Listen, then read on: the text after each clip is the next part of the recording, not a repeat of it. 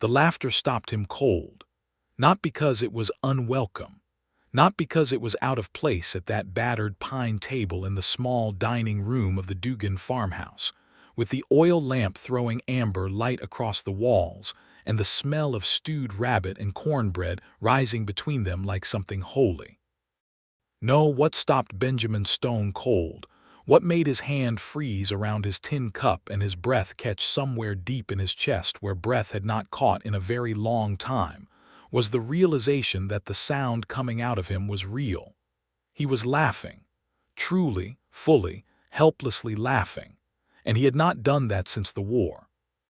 Letitia Dugan sat across from him with her dark eyes wide, her spoon halfway to her mouth, and then she started laughing too, because his laughter was the kind that was contagious, the kind that rolls out of a man who has forgotten he is capable of it, awkward and unpracticed and completely unguarded.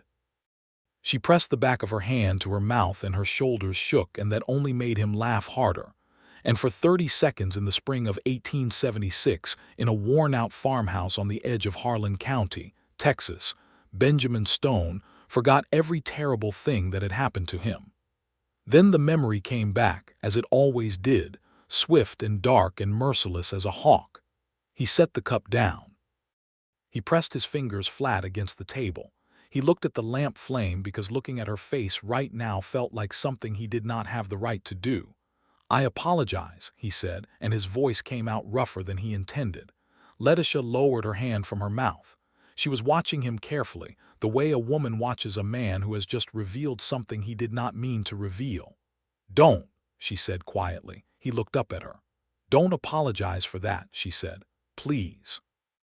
He did not know what to say to that, so he said nothing. The lamp flame moved. Outside, one of the horses shifted in the corral, and the night settled around the farmhouse like a blanket being pulled up by careful hands. That was the moment everything changed between them. But to understand what that moment meant, you have to go back 6 weeks, to the morning Benjamin Stone rode into Harlan County with $43 to his name, a name that was not entirely safe to carry, and a silence he had been building around himself for 11 years like a wall built stone by stone, each one mortared in with grief. The year was 1876. The country was 15 years past Appomattox, but the war lived on in the bodies of the men who had fought it, and in the silence of the ones who refused to speak of it. Benjamin Stone was 32 years old, and he had the kind of face that made people step aside on a boardwalk without being entirely sure why. Not because he was cruel looking. His features were fine, almost too fine for a man who had spent the last decade doing hard physical labor. But his eyes were the color of January sky, and they carried something in them that made strangers uneasy, a quality of having seen too much and processed none of it. He had ridden south from Abilene because a man named Carter Holt had told him there was work in Harlan County. Carter Holt had lied about many things in his life, but he had not lied about that. Harlan County in the spring of 1876 was a place where land was being settled and fenced, where water rights were being argued over with a ferocity that sometimes turned lethal, and where a man who could handle horses, fence wire, and difficult personalities was worth his weight in silver. Benjamin did not know, when he rode through the scrub oak and mesquite toward the town of Redfield, that the job he would eventually take would not be the one he had come looking for. He did not know that the person who would change his life was a 26-year-old woman who had been running 160 acres alone since her father died the previous autumn, and who had developed, as a consequence of her isolation and her stubbornness, a particular talent for saying the most unexpected things at the most unexpected moments. He did not know any of this. He only knew that the road was dry and his horse was tired, and that somewhere ahead there was a town with a water trough and possibly a meal that did not involve hardtack. Redfield, Texas in 1876 was a town of approximately 300 souls, a mercantile, 2 saloons, a church that doubled as a schoolhouse, a blacksmith, a small hotel that smelled permanently of tobacco and old boots, and a land office that was doing a brisk and occasionally dishonest business. Benjamin rode past all of it with his usual economy of attention, watered his horse at the trough outside the livery, and went inside to negotiate stabling. The livery was run by a man named Amos Birch, who had one arm and an opinion about everything. While Benjamin was counting out coins for 2 nights of stabling, a woman came through the wide doors leading a gray mare that was limping badly on her left foreleg. "Amos," the woman said, "I need you to look at Cora's hoof. She picked something up on the south road and I cannot get it out cleanly." Amos Birch squinted at the mare and then at Benjamin and then back at the woman. "Miss Dugan, I got a customer just now." "I can see that," Letitia Dugan said, and she looked at Benjamin Stone with those dark eyes and gave him the briefest, most direct nod of acknowledgement he had ever received from a stranger. Not unfriendly, simply efficient. As if she had assessed him in a single glance and filed her findings away. "I will wait." Benjamin should have concluded his business with Amos Birch and gone to find something to eat. Instead, he heard himself say, "I can look at the mare if you want. I have some experience with horses." Letitia Dugan looked at him again, that assessing look. "You have a name." "Benjamin Stone." "Letitia Dugan, the mare is Cora. She is generally disagreeable with strangers." Cora was, in fact, not disagreeable with Benjamin at all, which he could see surprised Letitia. He ran his hand down the mare's leg, lifted her hoof, and found a piece of sharp flint embedded just inside the frog. He had the small knife from his boot sheath out before Letitia could offer her own, and with careful, practiced movements he worked the flint free. Cora stood still for him as if she had known him for years. "She needs a day off that leg and some clean packing," Benjamin said, standing. "She will be fine." Letitia was watching him with an expression he could not read. "Thank you," she said. "I have been fighting with that stone for 20 minutes. She paused. "You said you have experience with horses. Are you passing through Redfield or looking for work?" "Looking for work." She studied him for another moment. He got the impression she was not a woman who made decisions carelessly. "I run a stock and grain operation about 4 miles east of town," she said. "My father passed last October and I have been short-handed since December when my last ranch hand moved on to better wages. I need someone who can manage horses, keep up the fencing on the east pasture and help with the spring planting. I cannot pay what the big operations pay. I pay fair wages, a room in the barn loft, and meals." Benjamin thought about the job in Redfield he had come for. He thought about Carter Holt and the vague promise of work at a cattle operation to the north. He thought about his $43 and the way the gray mare had stood quiet under his hands like she trusted him.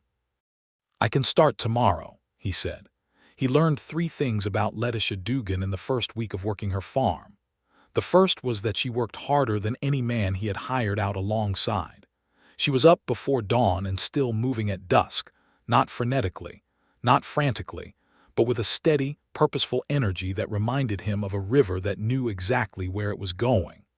The second thing he learned was that she was almost entirely self-sufficient in ways that had clearly been hard-won. She could mend a fence, deliver a foal, bake bread, repair a harness, and calculate the moisture content of soil all before noon. The third thing he learned about Letitia Dugan was that she was carrying a secret that was eating her alive. He noticed it first in the way she sometimes went still in the middle of a task, her hands stopping, her eyes going to some middle distance where something painful waited. He noticed it in the way she flinched slightly whenever a rider came up the road from town, and in the way she had a particular arrangement of locks on the farmhouse door that was more than what a woman living alone normally required. He noticed it in the set of her jaw when she collected the mail from the box at the road's edge, and in the way she burned certain envelopes without reading them. He did not ask. He had no right to ask. He was an employee and he was himself a man with a dark past that he kept carefully locked away. They worked alongside each other in a state of mutual respectful silence that was, he realized in the second week, beginning to feel comfortable in a way that silence between people very rarely does. The comfort was dangerous. He knew that. He did not reach for it deliberately. But it came anyway, in small increments, the way warmth comes back to a frost-bitten limb, with a tingling that is not quite pain and not quite pleasure but something intensely alive. The first conversation that mattered happened at the end of his second week, on a Friday evening when a late spring thunderstorm had driven them both onto the covered porch because the barn roof was sound, but the lightning was too close to work by. Letitia came out with 2 tin cups of coffee and handed him one and stood at the porch rail watching the storm roll across the flat land toward them like a dark army. "You were in the war," she said. It was not a question. Benjamin looked at the approaching storm. Yes. Which side? He had been asked this question many times, and in Texas in 1876 the answer still had weight. "Union," he said, and waited. She nodded once as if confirming something she had already suspected. "My father was Confederate," she said. "He never got over it, not the losing something else." She wrapped both hands around her cup. "He became a different man after, quieter, heavier." "Most men did," Benjamin said. She looked at him sideways. "Are you one of them?" The directness of the question landed like a hand pressed flat against a wound. He looked at the storm. "Yes," he said. She nodded again, and that was all. She did not press. She did not offer sympathy. She simply acknowledged the truth of it and let it exist between them without trying to fix it or minimize it. And that acknowledgement, that simple, clear-eyed recognition of the weight he carried, was more than almost anyone had given him in 11 years. They watched the storm in silence. When the first fat drops of rain hit the porch boards, she went inside and he went back to the barn, and he lay on his cot in the loft listening to the rain on the roof and felt, for the first time in a very long time, like he was somewhere he might be allowed to stay. The threat arrived in the 3rd week. Benjamin had been repairing the east fence when he heard horses on the road and looked up to see 3 riders turn onto the farm lane. He straightened slowly, keeping his movements calm, and walked back toward the house. By the time he reached the yard, the riders had already dismounted, and the man in front was speaking to Letitia, who had come out onto the porch with her rifle held at a particular angle that was relaxed but communicative. The man in front was named Wade Cutter. Benjamin did not know his name yet, but he recognized the type immediately. Wade Cutter was perhaps 40, broad across the shoulders, well-dressed in the way that men who want to project power in a small county dress well, with a silver-chased gun belt and boots that cost more than a month of ranch work.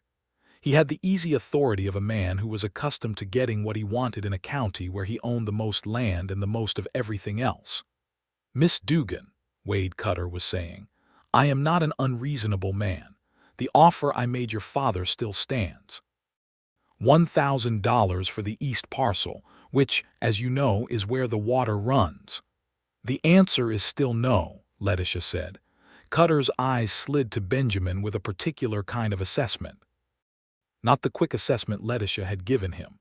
This was slower, colder, the kind that was calculating angles and odds. "You hired yourself a hand." "I have work that needs doing," Letitia said.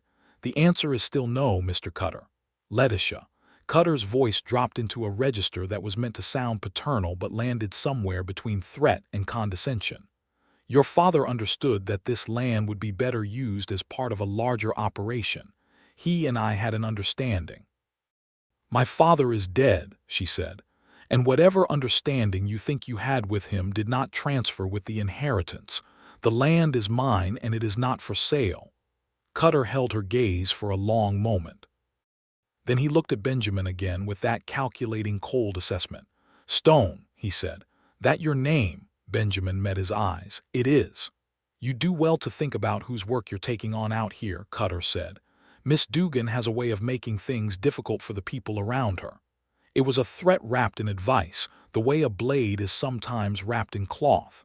Benjamin looked at Cutter steadily and said, "I'll keep that in mind." Cutter held the look for another beat, then nodded as if something had been confirmed, mounted his horse, and rode back up the lane with his 2 men behind him. Benjamin watched them until they were on the road and then looked at Letitia. She had lowered the rifle. Her hands, he noticed, were not shaking. She was angry, but she was not afraid, or if she was afraid, she had learned to hold it somewhere it did not show. "He has been trying to take the east parcel since my father was alive," she said. "The spring that feeds both our properties runs under my land. If he owned that parcel, he could reroute the water entirely." "Would that be legal?" "Legal enough in Harlan County if the judge is his cousin." She looked at him. "I should have told you about this before you took the job. I understand if you want to reconsider." Benjamin thought about this. He thought about the gray mare's foot. He thought about the coffee on the porch in the storm. He thought about the way Letitia Dugan said things directly, without ornament or apology, because she respected the person she was saying them to. "I do not want to reconsider," he said. Something shifted in her face, not softness exactly, but something opening like a window being cracked in a room that has been sealed too long. "All right," she said. "Then you should know everything." She told him everything over supper that evening. The full story of Wade Cutter and the Dugan farm came out over cornbread and pork fat and black coffee, and it was a story with more layers than he had expected. Cutter had been pressuring her father for 2 years before his death. The pressure had been financial at first, which her father had withstood because he was a stubborn man. Then it had become something else. There were missing cattle that could not be proven stolen. There was a fire in the hay barn that the county authorities had noted as accidental with remarkable speed. There was the matter of her father's final illness, which had been swift and severe, and which a doctor from Austin, passing through, had looked at with a frown and said some things that the county doctor had not. She had no proof of any of it. What she had was $300 in savings, 160 acres, a good mare with a recovering hoof, and the same stubbornness her father had possessed, refined and focused by a grief that had no other outlet. "Cutter has been sending letters," she said, "offering to buy the farm outright now. The letters have been getting less polite." "How less polite?" She looked at him across the table. "Less polite enough that I burned them," she said. "Less polite enough that I added another lock to the door." Benjamin set down his cup. He looked at the locked door. He looked at this woman who had been managing a genuine threat alone for 6 months with nothing but a rifle and her own considerable will. Something moved in his chest that was not quite anger and not quite admiration, and was complicated by the fact that he was beginning to care what happened to her in a way that made him uncomfortable, because he had not let himself care about outcomes for a very long time. "I was a Union Army scout during the war," he said, because the information felt relevant and because she had told him the truth and he owed her something in return. "After the war, I spent 4 years working for the Pinkerton agency, investigating fraud and land claims mostly." Letitia stared at him. "You were a Pinkerton detective." "I was. I stopped 4 years ago." "Why?" He was quiet for a moment. "Because of a case in Colorado where things went wrong and people died who should not have died. Because the agency's interests and justice are not always the same thing. Because I needed to not be that anymore." He looked at his hands. "But I know how these men work. I know what Cutter is doing, and I know how to build a case." The look she gave him then was one of the most complex things he had ever seen on a human face. It was hope and caution and something that was almost relief, and underneath all of it, like a deep current, was the same careful, controlled fear she had been carrying since October. "I am not asking you to do that," she said. "I know," he said. "I am offering." They built the case slowly over the following 3 weeks, because building a case correctly takes time and because rushing it would lose it. Benjamin began by riding into Redfield and having quiet conversations with people who had been on the periphery of Wade Cutter's land acquisitions over the past decade. He had learned from the Pinkerton years that people who seem like background detail often saw everything. The woman who ran the post office, the old man who swept out the mercantile, the Mexican families who had been farming the land in this county since before Texas was Texas, and who watched the Anglo ranchers with a careful, comprehensive attention born of long experience with losing things. What he found, pieced together from these conversations over days of patient listening, was a pattern. Cutter had acquired 11 parcels in the past decade. In 9 of those cases, the original owner had experienced some combination of mysterious livestock losses, unexplained illness, fire, or financial pressure before selling. The pattern was not proof, but it was the shape of proof, and shape was where you started. Meanwhile, Letitia was doing her own kind of investigation, going back through her father's papers with the systematic thoroughness that was characteristic of everything she did. She found a ledger her father had kept that documented, in his tight, careful handwriting, a series of payments made to Wade Cutter's ranch foreman, a man named Deke Sallow, over a period of 8 months. The payments were labeled in the ledger as resolution fees, which told them both exactly what kind of pressure her father had been under. She brought the ledger to Benjamin on a Thursday evening, setting it on the table between them like evidence laid before a judge, and when he looked up from reading it, he saw that her eyes were bright with something that was anger and grief in equal measure. He was paying them, she said. He was paying them to leave him alone, and they still killed him. We do not know that yet, Benjamin said carefully. I know it, she said. Her voice was quiet and steady, but the steadiness cost her something. I have known it since the doctor from Austin looked at him and used the word arsenic like he was thinking out loud and then stopped himself. I just could not prove it. Benjamin looked at the ledger. He looked at her face. He thought about the Colorado case, where a man had been taking money under false pretenses from mining families and where Benjamin's investigation had arrived 3 weeks too late to save 2 of them. He thought about the feeling of being too late, which was a specific, particular kind of weight that never entirely left you. We will prove it, he said, but we need to do it right, or Cutter will bury it with his cousin the judge. How do we do it right? We need someone outside Harlan County, he said. The district court in San Antonio has jurisdiction over land fraud of this scale. If we can build a complete case and present it there, Cutter's local connections cannot touch it. She looked at him for a long moment. You really were a detective, she said. I really was, he said, and something in the way she said it made him feel, oddly, like that past was not only a source of darkness, like it might be, in this particular context, something that had been broken and reforged into a different shape that was still useful. They worked. They worked the farm during the day, because the farm had to be worked, and because maintaining the appearance of normal routine was tactically important. And in the evenings, they built the case at the kitchen table by lamplight. It was during these evening sessions that Benjamin Stone began to understand how his life had been quietly, irreversibly altered by whatever had happened the moment he lifted that flint from the gray mare's hoof.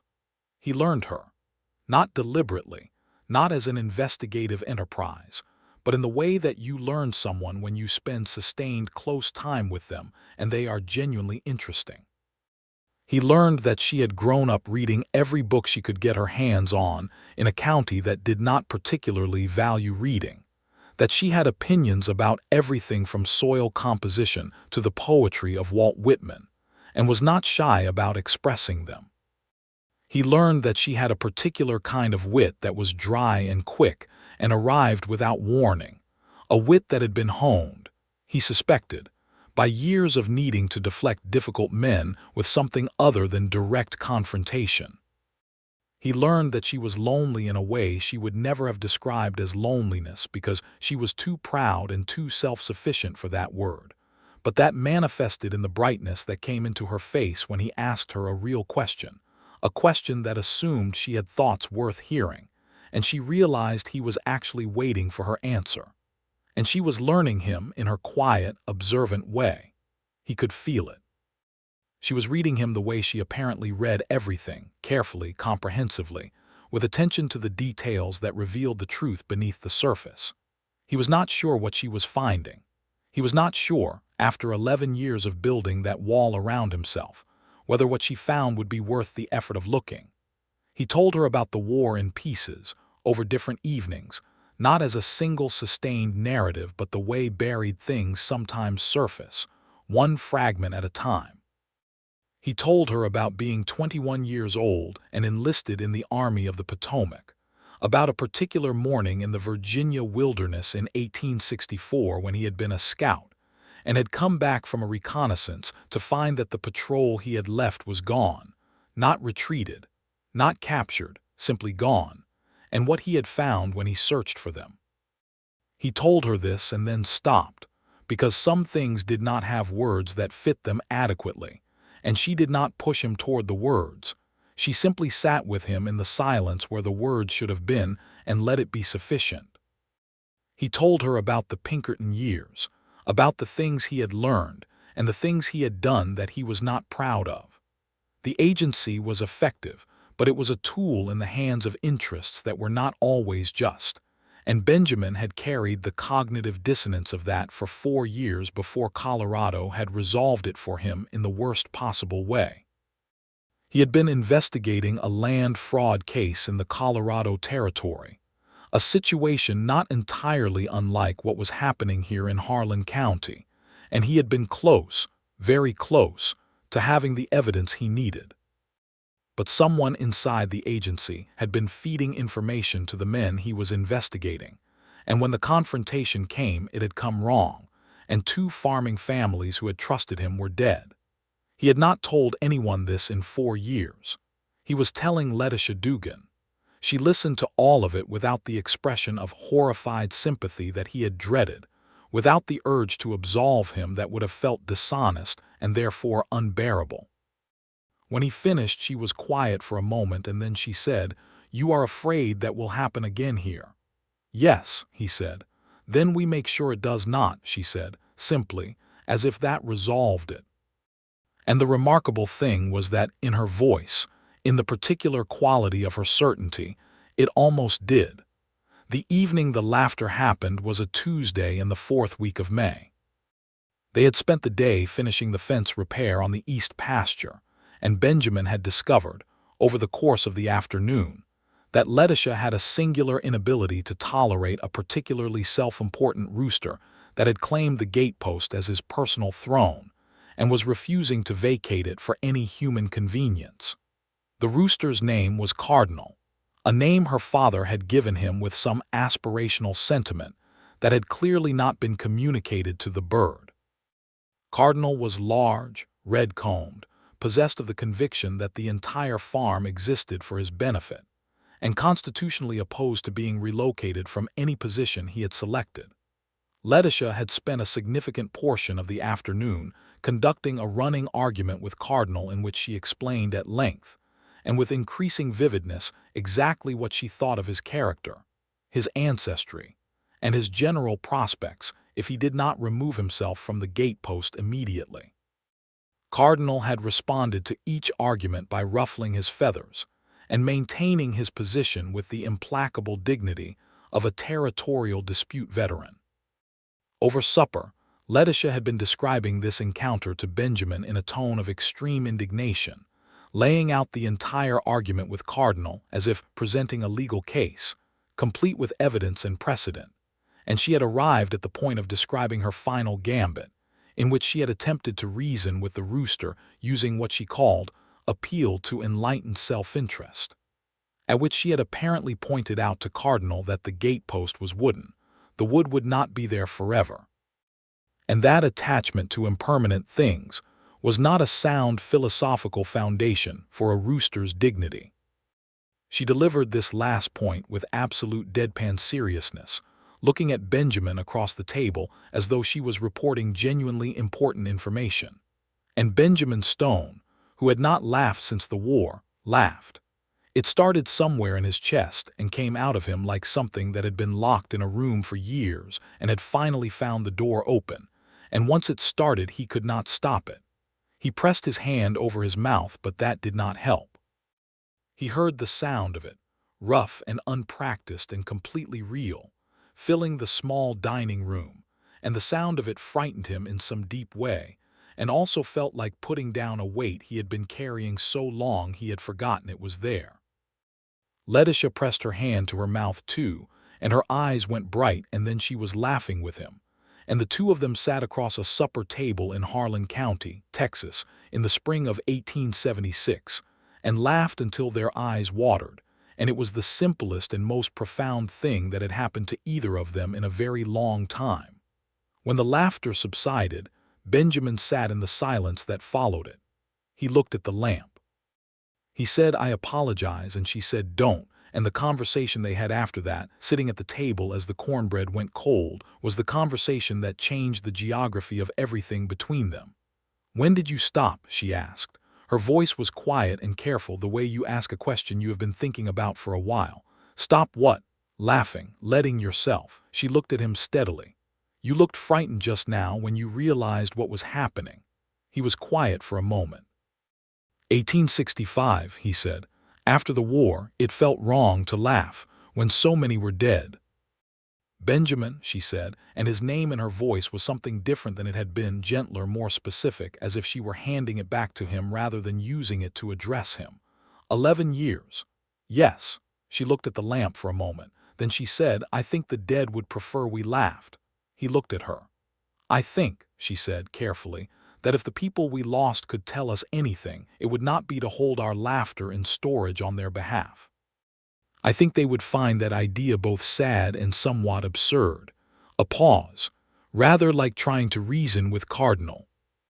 He looked at her face in the lamplight, at the careful earnestness with which she had said this, at the way she watched him to see if she had said the wrong thing, and he felt something move in his chest that was entirely separate from laughter and entirely more frightening. He was in love with her. He recognized the feeling with the grim clarity of a man identifying a condition he had been warned about and had not managed to prevent. He had not been in love since before the war, since a girl named Clara in Pennsylvania, who had married someone else while he was gone, and who had made the entirely reasonable, practical decision that a soldier at war was a bad investment. He had not loved anyone since Clara, and he had not particularly tried to. He had built the wall. He had maintained the silence. He had moved through a decade and more of solitude with the discipline of a man who has decided that certain doors are better kept closed. Letitia Dugan had not knocked on the door. She had simply been herself, direct and unadorned and genuinely interesting, and the door had opened on its own. He did not tell her any of this. He was not ready. He was not sure she felt anything comparable, and he was acutely aware that she was his employer and that he was a man with a dark past and a name that was not entirely safe to carry, and that love, in his experience, required better timing than this and a substantially cleaner slate. He said good night. He went back to the barn. He lay on his cot and looked at the barn roof and listened to the spring night and thought about the way she said his name. The trap was sprung the following week. He should have seen it coming. In retrospect, the signs were there. Cutter had been too quiet. No new letters, no riders on the road, and in Benjamin's experience that kind of sudden quiet from a man who had been applying steady pressure was not restraint. It was regrouping. It came in the form of a man named Elias Vance, who rode out to the farm on a Wednesday morning presenting himself as an assessor from the county land office, carrying official-looking papers and a pleasant, unremarkable face, and asking to survey the east parcel boundary for what he called routine measurement verification. Benjamin was in the barn when Vance arrived. He came out to find Letitia at the front of the farmhouse with Vance, looking at his papers with the kind of careful, slow attention she gave to documents that did not immediately make sense to her. Benjamin walked up and looked at the papers over her shoulder, and what he saw made his stomach tighten. The survey papers were real, properly stamped by the county office, but the boundary they were describing had been moved. On paper, the east parcel's western boundary had been redrawn 40 feet eastward, which would put the spring entirely outside Letitia's land. "This boundary is wrong," Benjamin said. Vance looked at him with polite disagreement. "I can assure you, Mr. Stone, the boundary on this survey has been relocated from the original plat filed with this farm's deed. The original boundary runs along the old cedar post line. You can see the posts from here." Vance smiled the smile of a man who has been told what to do in the event of objection. "County records show a boundary adjustment filed in January of this year." Letitia made a small sound. She looked at Benjamin. January is 2 months after my father died, she said. Yes, Benjamin said. It is. They went to Redfield that afternoon. Benjamin left Letitia at the post office while he went to the land office, because the land office clerk was a young man he had been having careful conversations with for 3 weeks, and who had indicated, in the oblique way of someone who is afraid of his employer but is also uncomfortable with fraud, that there were things in the county records that were not entirely right. The clerk's name was Perry Hatch.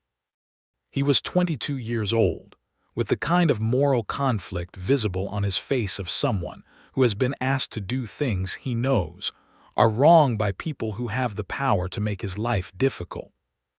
When Benjamin came in and asked about the January boundary adjustment on the Dugan farm parcel, Perry Hatch looked at the door behind Benjamin and then looked at his hands and then said, very quietly, "I can show you the original deed filing."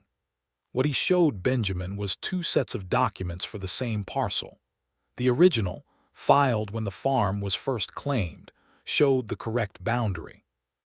The January amendment showed the adjusted boundary and bore a signature that was supposed to be Silas Dugan's, but which Benjamin, who had been reading Silas Dugan's handwriting in the farm ledgers for a month, knew immediately was a forgery. "Who brought this in to be filed?" Benjamin asked. Perry Hatch looked at the door again. "Mr. Cutter's lawyer," he whispered. Benjamin took careful notes, because he had learned from the Pinkerton years that evidence only works if it is documented with precision. He thanked Perry Hatch, whose face held the complicated relief of a man who has finally moved a heavy thing off his conscience, and went back for Letitia. She was standing outside the post office with an expression he had not seen on her before, a kind of focused, cold fury that was different from her usual directness, because it was pointed, like a knife that has just been sharpened.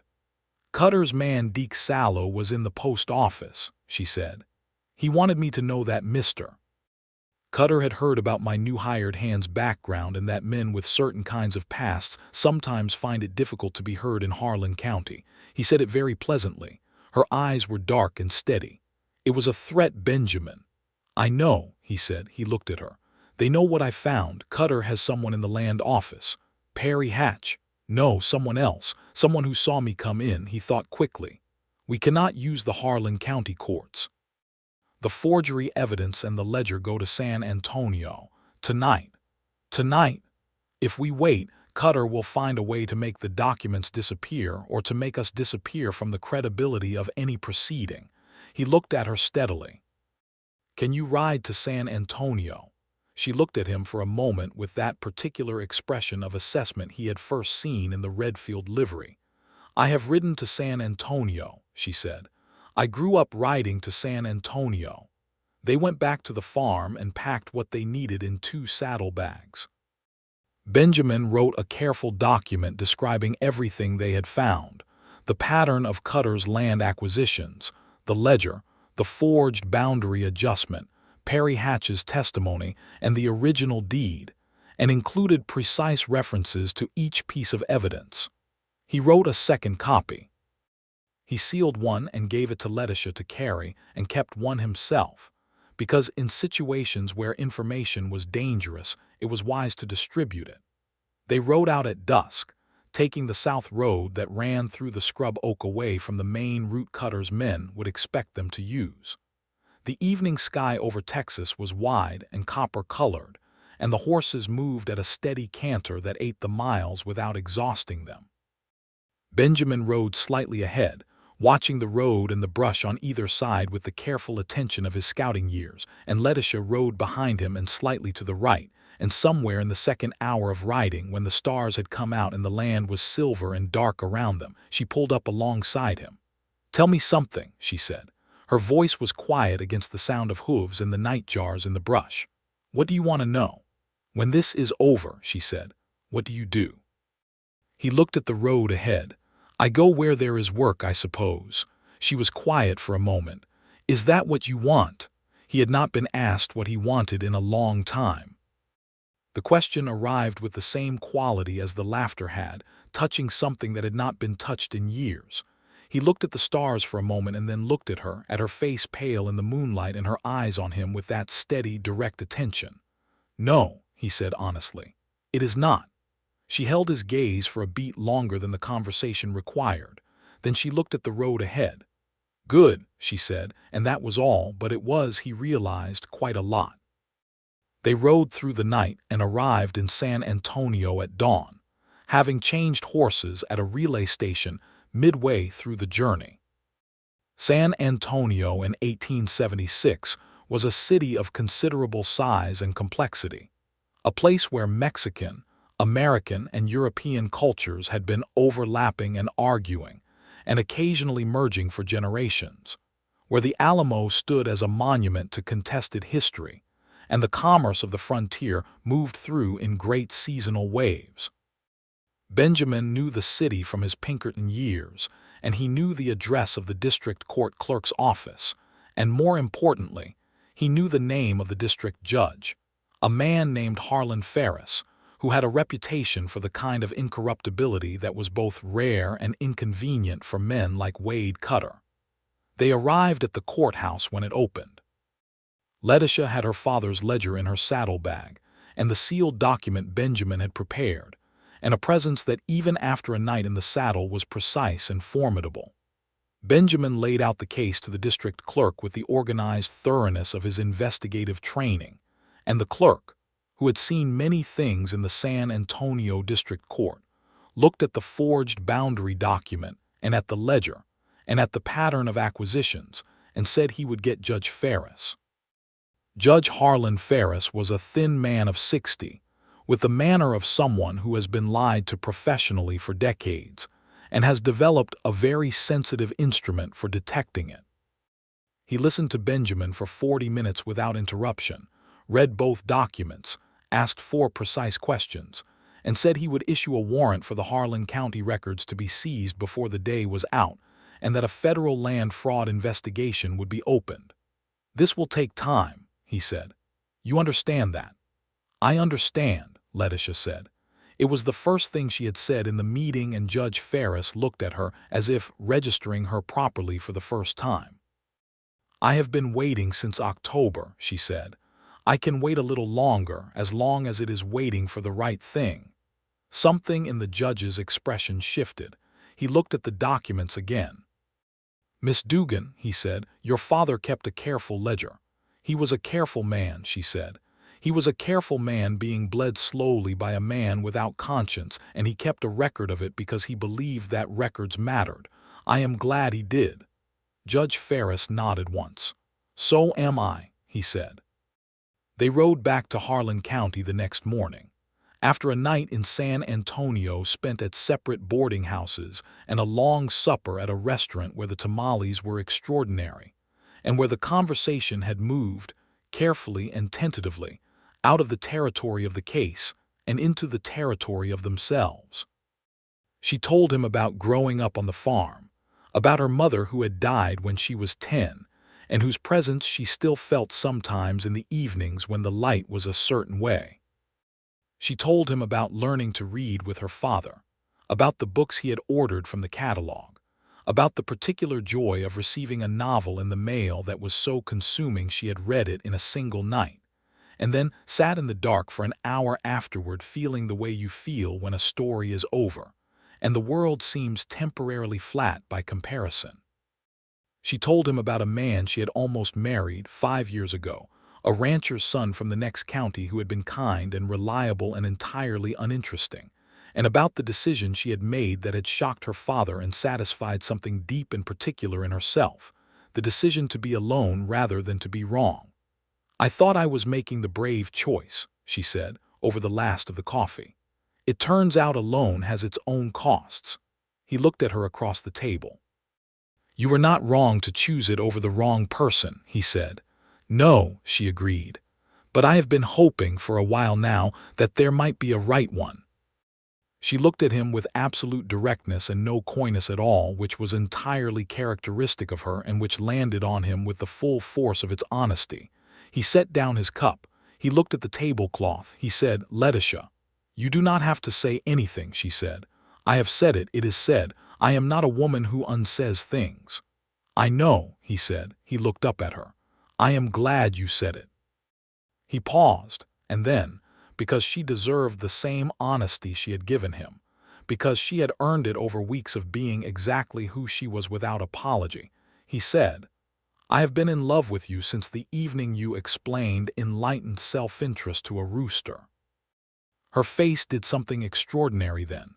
It opened, fully and without reservation, in a way he had not seen it do before, and she laughed, not the helpless laughter of the supper table, but something quieter and warmer and privately joyful, and she said, "That is a very specific moment to have settled on." "You were very specific about the argument," he said. "The argument was principled," she said, and the look between them was one of those looks that contains entire conversations and entire futures, and the particular relief of two people who have both been carrying something heavy, and have finally found the exact right person to set it down with. They rode back to Harlan County the next morning, and found that the federal warrant had already preceded them.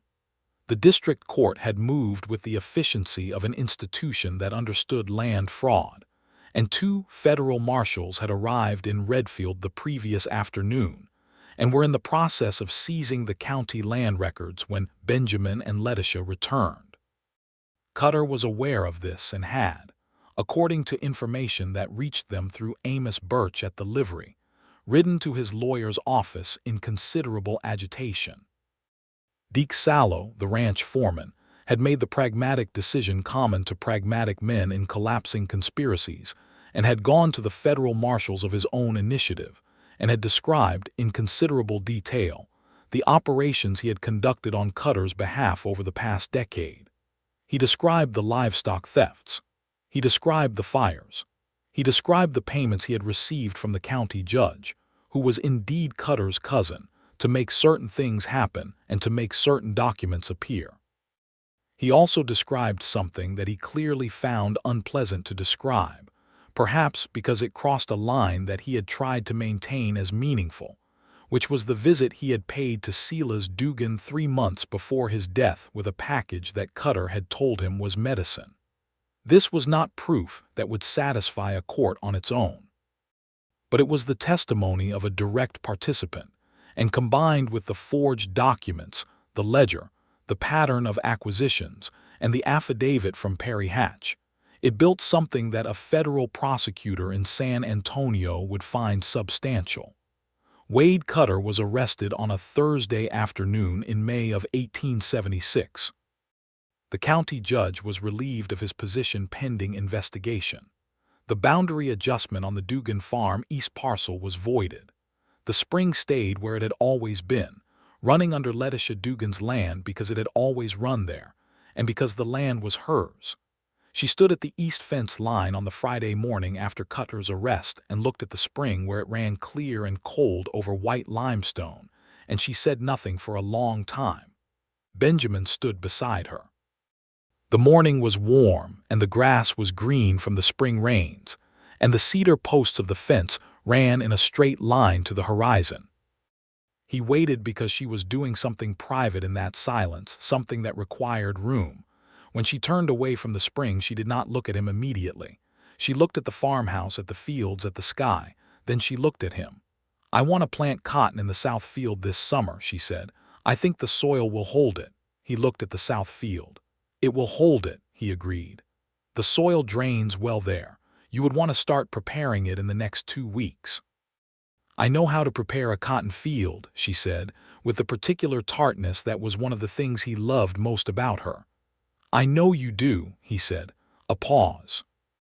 The spring moved over its white stones. "Benjamin," she said, "I am not a woman who asks for things carefully. I have noticed that." "Good," she said. "Then I will not ask carefully." She turned to face him fully. "I would like you to stay, not as a hired hand. I do not want to pay you wages. I want you to stay as a man who has decided to stay, if that is what you are deciding." He looked at her for a moment. Then he said, "That is exactly what I am deciding." "Good," she said, and something in her face said that the decision had been made some time ago, and she had simply been waiting for him to catch up with it.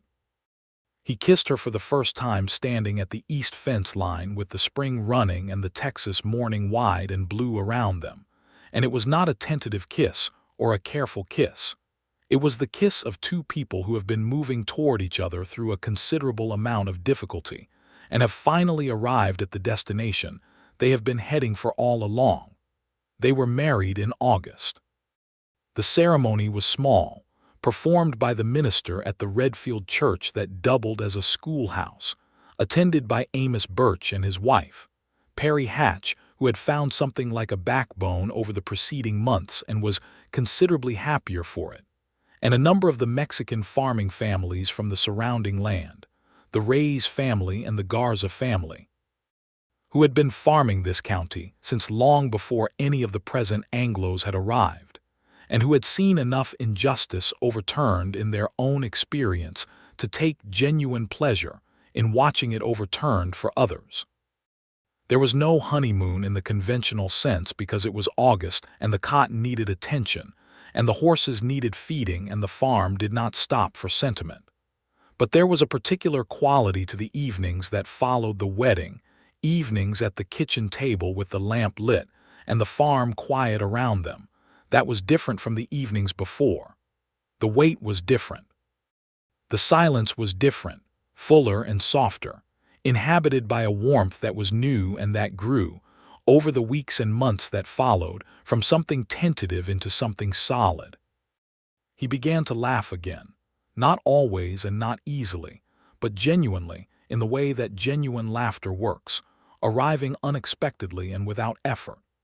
It arrived mostly at the things she said, because she had that gift of observation that sees the absurd truth in ordinary situations and delivers it with the kind of deadpan precision that catches you off guard. She could be talking about the price of corn seed, or the behavior of the barn cats, or the particular character flaws of Cardinal the rooster, who had survived the entire Cutter crisis untroubled, and was continuing to exercise his territorial authority over every gatepost in reach. And she would say one thing, one perfectly chosen thing, and Benjamin would hear laughter coming out of him and feel the surprise of it every time. The way you feel the first light of morning every day, even though you know it is coming. They worked the farm together through the autumn and into the winter.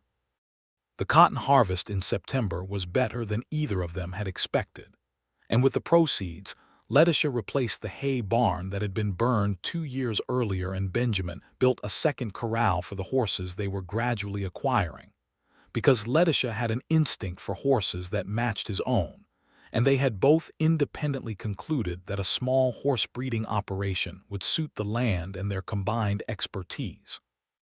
The horses became the center of the farm's growth over the following 2 years. Letitia had the eye for quality stock and Benjamin had the patience for training, and between them they built a small reputation in Harlan County, and eventually beyond it, for producing horses that were sound and well-tempered, and suited to the varied demands of frontier life. The Reyes family, whose sons were excellent riders, helped with the training in exchange for fair wages, and were the kind of neighbors who made the difference between a farm that survives and a farm that flourishes. In the winter of 1877, on a night when the first hard freeze had silvered the grass and Benjamin had come in from checking on the horses, to find Letitia sitting at the kitchen table with a look on her face that he had learned to read as the expression she wore when she was assembling information and considering how to present it, she told him she was expecting a child. He sat down across from her. He looked at her face for a moment. Then he took her hands across the table, both of them, and held them. "Are you all right?" he asked. "I am very all right," she said, with the precise, considered deliberateness of a woman who has checked her own condition carefully and is reporting accurately.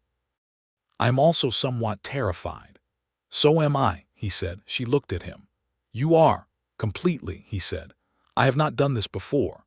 "Neither have I," she said, and then something shifted in her face and they were both laughing again, the warm, helpless, shared laughter of people who are frightened and joyful in exactly equal measure, and he held her hands across the table and thought that this moment, this exact moment, was something he wanted to hold on to and never put down.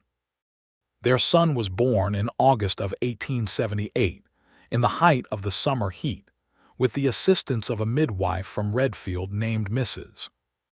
Pierce, who had brought approximately half of Harlan County into the world, and had strong opinions about everything, including the temperature of water and the usefulness of husbands in the vicinity of a birth.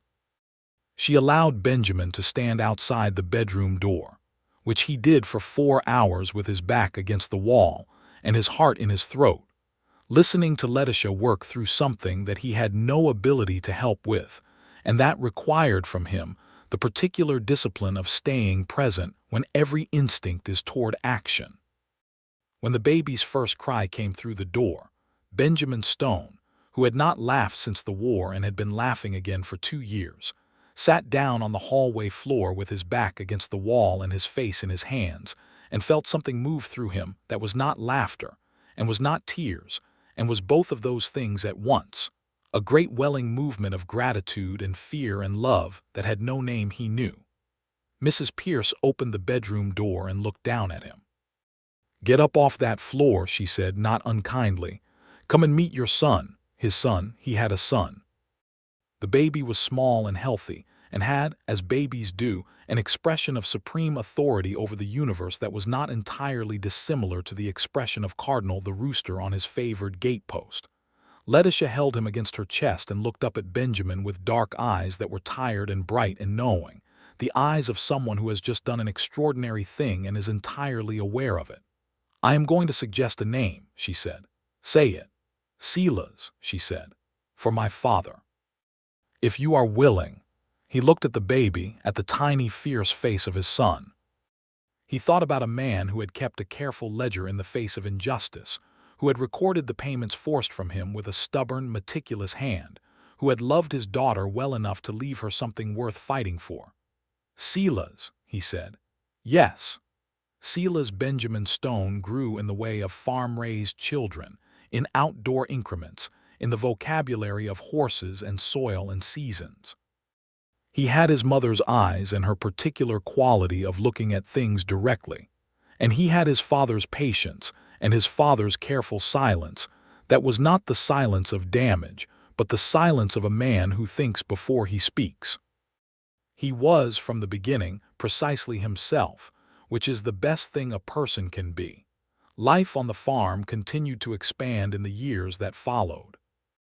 The horse operation grew large enough that they hired 2 hands of their own, a young man from San Antonio named Raphael Reyes, the youngest son of their neighbors, who had the finest natural way with horses Benjamin had ever seen, and an older man named Garrett who had his own complicated history with the West and who asked no questions and answered the ones asked of him honestly. The Wade Cutter case was adjudicated by the San Antonio Federal Court in 1879, 3 years after the original warrants. Cutter was convicted on multiple counts of land fraud and conspiracy and was sentenced to a federal penitentiary. The county judge, his cousin, was similarly convicted. The families that had lost land to Cutter's operations over the preceding decade were not made whole, because the law of 1879 was better at punishing wrongdoing than it was at repairing it, but several of them were able to bring civil cases that recovered some portion of what had been taken. Letitia attended the sentencing in San Antonio and came home on the evening train and sat at the kitchen table with a cup of coffee and said, very quietly, "It is done." Benjamin sat across from her. "How do you feel?" She considered this with her usual care. "Finished," she said. "Not happy exactly, finished. Like a book where the last page has been turned and you can put it down." She looked at her cup. "I wish my father had seen it." "He would have been glad," Benjamin said. "He would have been insufferably satisfied," she said, "and also would have had extensive thoughts about the specific legal reasoning which he would have shared at length." Her voice was fond. "He would have talked about it for years." Benjamin looked at her across the table. "So will we," he said. She looked up at him, a pause. "Yes," she said, "I suppose we will." Cardinal the rooster, who had presided over the entire arc of events from his various gatepost thrones with complete indifference to human drama, died peacefully in the spring of 1880 at an age that Mrs. Pierce, who claimed to know about these things, said was exceptional for a rooster of his temperament. He was found one morning in the exact center of the main gate, which all present agreed was consistent with his character. Letitia gave him a brief eulogy that was so perfectly composed, so unerringly accurate about Cardinal's particular combination of pomposity and genuine territorial commitment, that Benjamin laughed so hard he had to sit down on the corral fence, and Silas, who was 2 years old and following his father with the devoted attention of a child who finds his father the most interesting person in existence, laughed too, without knowing why, simply because his father was laughing, and laughter was contagious. He was a difficult bird, Letitia finished, with great seriousness, and he would not have wanted to be described as anything else. Benjamin, still sitting on the corral fence with tears in his eyes from laughing, looked at his wife. She looked back at him with that expression, that particular expression she wore when she had said the thing she intended to say and was watching it land, and he thought, not for the first time and not for the last time, that he had walked into a livery stable in Redfield, Texas, to stable his horse, and had walked out having found the most remarkable person he would ever know. He had not laughed since the war.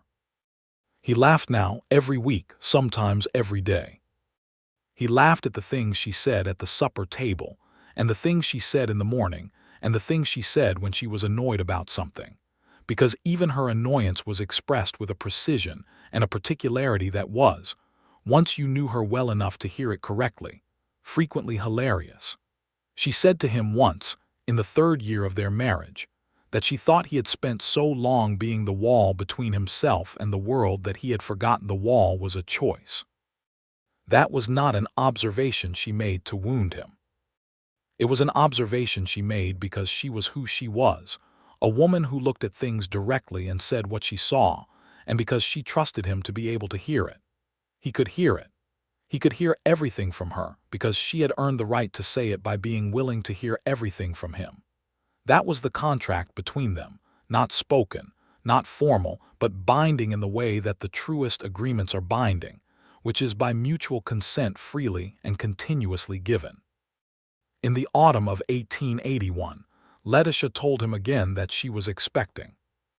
This time she told him at the supper table, in the middle of a conversation about the price of oats, pausing mid-sentence with the particular timing of a woman who has decided that momentous information should be delivered without excessive ceremony. He set down his fork. He looked at her. When? March, I think. Silas, who was 3 and sitting at the table eating with the focused dedication of a child who takes food seriously, said, "What?" without looking up from his plate. "Nothing yet," Letitia told him. "You will be informed in due course." Silas accepted this with the equanimity of a child who has grown up around adults who speak to him as if he is capable of understanding things, which he largely was. Their daughter was born in March of 1882, and she was, from her first moments, the loudest person on the farm, which was not inconsiderable competition. They named her Clara, which was a name Letitia had suggested, and which Benjamin had accepted with a quiet fullness, because Clara was a name that had belonged to his past and belonged now to his future, and that felt like the right use of it. Clara Stone grew up knowing every horse on the property by name and personality, riding before she was 4, arguing about everything from the age she could form sentences, and regarding her older brother as simultaneously the most irritating and most necessary person in her daily existence. Silas, for his part, regarded his sister with the thoughtful tolerance of a boy who has been warned that little sisters require patience and has decided to take the warning seriously as a matter of personal discipline. The farm grew, and the years moved in the particular way that good years move, with enough difficulty to keep you honest and enough joy to keep you grateful. Benjamin Stone, who had come to Harlan County with $43 and a name that carried too much weight, became over the years a man whose name in that county meant something different, meant the horse operation on the East Road, meant the man who had helped bring down Wade Cutter, meant the husband of Letitia Dugan, who had kept her father's farm and proved that some things are worth fighting for. He was a man known for his quietness, and for the fact that he laughed now, in a way that people noticed. Not because it was excessive, because it was genuine. Because it came from somewhere real, from a man who had found his way back from a long distance to something that was worth coming back for. On an evening in October of 1883, 7 years after Benjamin Stone had ridden into the Redfield livery stable and met a woman leading a gray mare with a flint in her hoof, he and Letitia sat on the porch of the farmhouse, watching the sun go down over the Texas plain. Silas was inside with a book. Clara was somewhere in the yard with the cats, conducting negotiations of some complexity. The horses were in the corral. The farm was quiet in the particular October evening way of a place that has been worked well and is resting. Letitia was mending something, a harness strap, with the focused domestic competence she brought to every task. Benjamin was watching the sky, which was doing what Texas skies do in October, turning colors that are almost too vivid to be real, copper and rose and a deep burning gold at the horizon. "I have been thinking," Letitia said, without looking up from the harness. "I know," he said. "You have been quiet for an hour." She looked up. "Is that how long it has been? Give or take?" She looked at him. "I was thinking about the first evening you had supper here," she said. "Do you remember what I made?" "Stewed rabbit and cornbread," he said. "And I told you about the east fence needing repair and the water right situation and cutter, and you just listened to all of it." She looked at the harness. "I told you all of that, and I had known you for 4 days. You needed someone to tell it to," he said. "I did," she agreed, "but she paused. "I also just trusted you with it, which I had not done with anyone in a long time. I was thinking about that." He looked at her. "I know. Did you know then?" "Not clearly," he said. "Clearly came later, the evening you argued with Cardinal." She made a sound that was trying not to be a laugh and not entirely succeeding. "That is still the most absurd basis for falling in love with someone. You made a philosophically coherent argument to a rooster," he said. "What else was I supposed to do?" She looked at him, and the laugh escaped her properly, warm and free, and he smiled at her, at this woman who was the shape of everything his life had turned into, and felt the uncomplicated fullness of a man who has, after a very long time of being lost, found exactly where he was supposed to be. Clara appeared from around the side of the house with a cat under each arm, expressing by her expression that she had achieved something significant. Silas appeared in the doorway with his book, apparently drawn by the laughter. The horses moved in the corral. The Texas sky burned down toward dark. Benjamin Stone, who had not laughed since the war, laughed at something his daughter said next about the cats, a remark delivered with her mother's absolute deadpan timing and her own 5-year-old ferocity, and the sound of it went out across the farm and across the land and into the evening air where it belonged, real and unguarded and entirely alive. Later, after the children were in bed and the farm was fully dark and the stars were thick above Texas, Letitia sat at the kitchen table with her coffee and the lamp, and he sat across from her, which was where he had been sitting in one way or another for 7 years, and which was where, in every way that mattered, he planned to sit for the rest of his life. "What are you thinking?" she asked. He looked at her across the table, across the lamp between them, across 7 years of work and grief and laughter and love. "I am thinking," he said, "that I am exactly where I want to be." She looked at him, that look. The one that had first caught him in the livery and had never let him go, direct and clear and seeing things exactly as they were. "Good," she said. "Good," he agreed. Outside, the spring ran under the limestone toward the east pasture where it had always run, where it would continue to run, through seasons and years and all the ordinary extraordinary days that were still to come. The lamp flame moved slightly in a draught and went still again, and the farmhouse held its warmth around them, solid and real and entirely theirs, built not on what they had escaped, but on what they had chosen with the clear eyes and the full hearts of people who understood completely what choosing means. The horses stood in the corral under the stars. The cotton fields were in from summer. The children slept. The spring ran. The lamp burned. And Benjamin Stone, who had ridden into Harlan County with $43 and a wall built around him stone by stone, sat across a kitchen table from the woman who had, without force or manipulation or any strategy at all, simply by being exactly herself, taken the wall apart, and he was, in every sense that the word can carry, home.